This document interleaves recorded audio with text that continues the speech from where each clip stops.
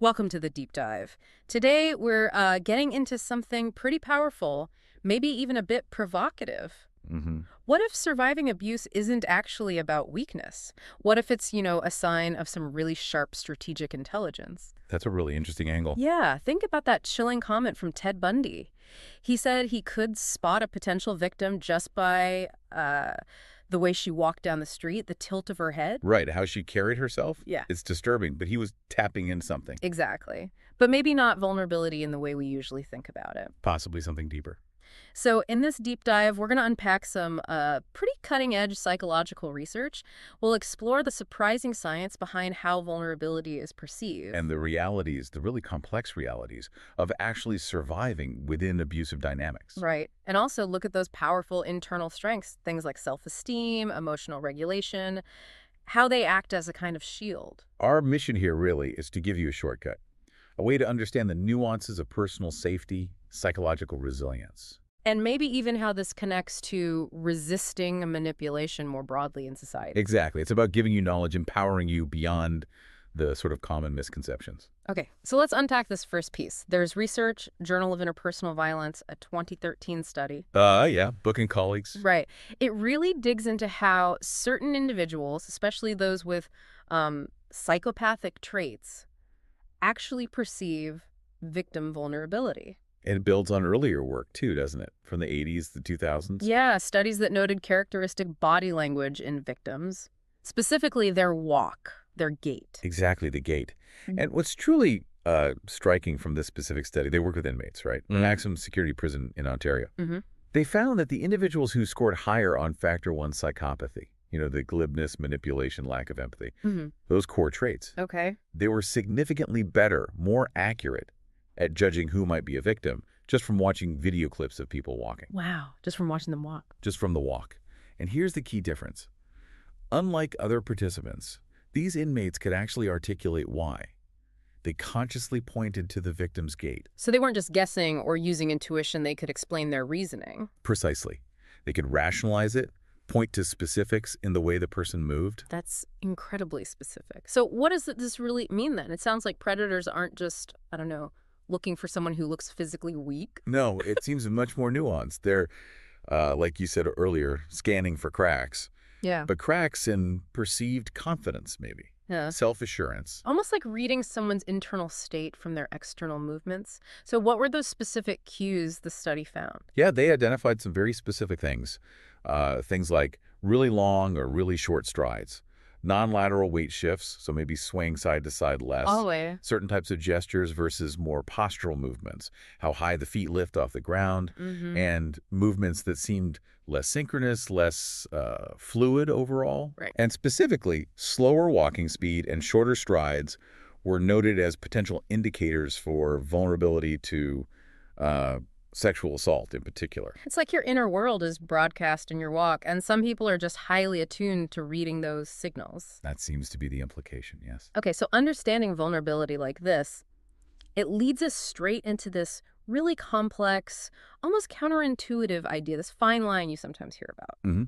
Between strategic survival within an abusive relationship. Then completely erasing yourself in the process. Because the standard advice, it's always just leave, right? Right. But we know, and the research shows, it's often far, far more dangerous than that simple advice suggests. Can you elaborate on that? Why is leaving often riskier? Well, if you place it in the bigger picture, look at research on coercive control. It consistently shows that abusers often escalate their tactics when they sense they're losing control. So that period immediately after separation, statistically, that's the most dangerous time for victims. Post-separation violence, even homicide, is a very real, very significant risk. That completely reframes the just leave narrative. So this is where it gets really complex then. Our sources talk about survival in these situations as being like psychological chess. Yeah, that's a good way to put it. It often involves living this kind of split-level existence, meaning like outward compliance, doing what's needed to stay safe in the moment. But inwardly, there's this intense focus on self-preservation, on developing strategies. Can you give us an example? What does that psychological chess actually look like on the ground? Okay, sure.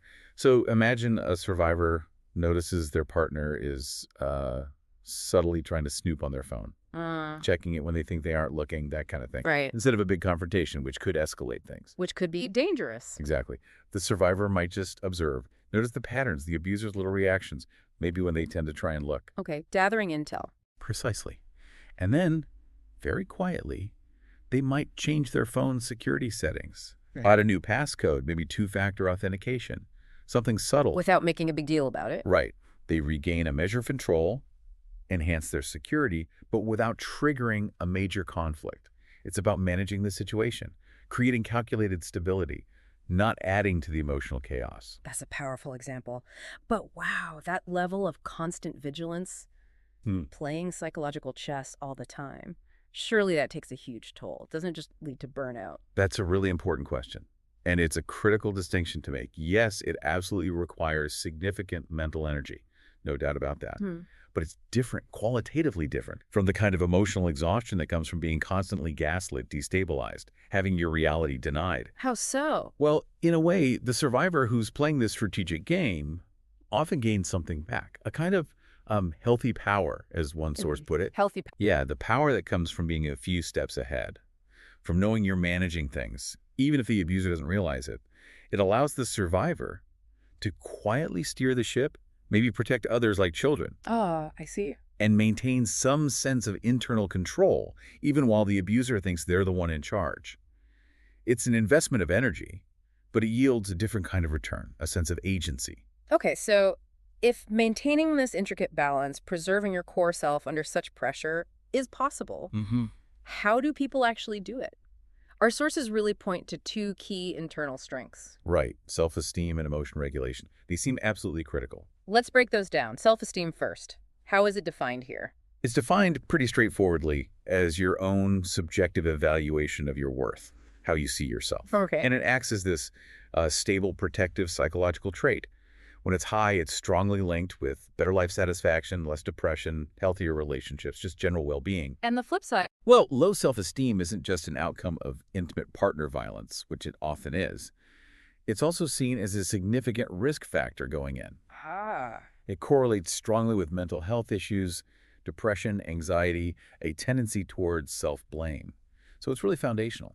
And the research seems to back that up quite strongly. There was a meta-analysis, Miras and Odgar, 2023. Yes, that one showed a strong link between self-esteem and self-compassion. Right, which suggests that if you have a basically positive evaluation of yourself, it might actually enable you to be kinder to yourself when things get tough. Exactly.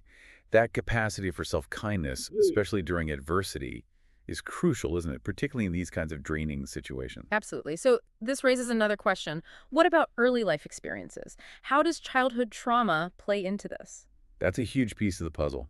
Another study, Leet and colleagues in 2023, looked directly at this. They found, perhaps unsurprisingly, that childhood trauma is a significant contributor to mental health problems in adulthood. And self-esteem acts as a partial mediator here. So the trauma often leads to lower self-esteem. Which then contributes to things like depression and anxiety later on. Precisely. But here's a really crucial finding from that study. Expressive suppression. Meaning? Meaning consciously holding back your emotions, not showing them outwardly. The study found that doing this actually aggravates the negative impact of childhood trauma on mental health via self-esteem. It makes things worse. So bottling things up is actively harmful in this context. It seems so. Which really highlights how important it is to encourage healthy emotional expression and to develop adaptive ways to regulate emotions. Like what? Well, things like cognitive reappraisal, which is essentially learning to reframe how you think about a situation to change your emotional response to it. Finding healthier coping mechanisms instead of just suppression. That seems vital for building resilience. Okay, this is fascinating. Now, the discussion in our sources also makes a really important distinction, one that kind of challenges the simple narratives we often hear about abuse. It separates different types of abusive behavior. Right. It draws a line between, say, malicious, calculated abuse, someone intentionally controlling and harming you. And abuse that stems more from dysregulation. Maybe due to neurodivergence or just really poor emotional control, a lack of skills. And why is this distinction important? Because the path forward might look different. For that conscious, malicious control, the message is pretty clear. You have to get out. There's no real room for negotiation or change there. It's about intent. Exactly. But if the abuse stems more from unconscious dysregulation, from someone genuinely struggling to manage their own emotions and impulses, Again. then there might be a potential pathway, a pathway for strategic navigation, maybe even for growth, if, and this is a huge, if the abuser is willing to do the work on themselves. So that's the critical factor, the abuser's effort. That seems to be the dividing line, according to these sources. Is the person actively trying to change? Are they taking responsibility, seeking help, making a genuine effort? And if they're not, making that effort, then their dysregulation, even if unintentional at its root, becomes functionally the same as malice. Its impact is just as damaging. and in that case, Leaving becomes the only sane, self-preserving choice.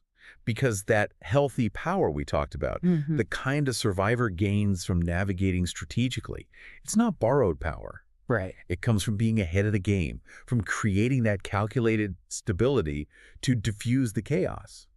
It's about reclaiming agency, discipline, strategic foresight. But it requires something to work with. You can't create change where there's zero effort from the other side. This makes so much sense, and it feels like this deep dive, it goes way beyond just individual survival stories, doesn't it? Absolutely. It suggests that these skills honed in navigating abuse, self-awareness, setting boundaries, regulating your emotions, having solid self-esteem. These aren't niche skills. They're essentially universal life skills, aren't they? Things everyone could benefit from having. Yeah. If you broaden the view, these are the very skills you need to protect your own inner peace from all sorts of unregulated people or manipulative systems you encounter in everyday life. Like difficult family members, maybe. Or demanding bosses. Or even broader societal pressures, yeah. And if we could teach these skills more effectively, generationally, imagine the impact. It could actually disrupt cycles of abuse. By empowering individuals right from the start to defend their own peace, to not become easy targets in the first place. There's an uncomfortable truth highlighted here, too, which feels really significant. Which is? That genuine self-awareness, real emotional discipline, these qualities can actually be perceived as dangerous by systems built on manipulation. Whether that's in a personal relationship or maybe in politics or even consumerism. Right, because if enough people learn to recognize the tactics, the gaslighting, the fear-mongering, the love-bombing, then the whole machinery of control just gets harder to operate, doesn't it? It starts to break down when people see it for what it is. Yeah, which leads to this really provocative question the sources raise. Go on. What if the real prevention of abuse isn't just about focusing on punishing abusers after the fact? Okay. What if it's also, maybe even primarily, about teaching everyone else how not to be a victim? That's a paradigm shift, isn't it? Starving abuse at the source, in a way. Exactly. By cultivating knowledge, fostering genuine confidence, promoting self-possession, teaching people how to stand firmly in their own reality. Because those are the very traits, that inner solidity, that self-awareness that predators, whether they're individuals or systems, tend to scan for. And actively avoid, because they present too much of a challenge. They're not easy targets. So bringing this all together, surviving abuse, navigating it, can be this incredible display of strategic skill, a powerful skill set. Yeah, definitely. But its effectiveness, especially in terms of staying or potentially fostering change, really hinges on that other person's willingness to grow. Right. Without that effort, the strategy has to shift towards exit. Exactly. And ultimately, building that strong self-esteem, learning to regulate your emotions effectively.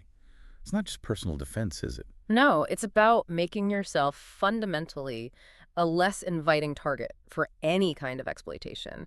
In your relationships, yes, but also just out there in the wider world.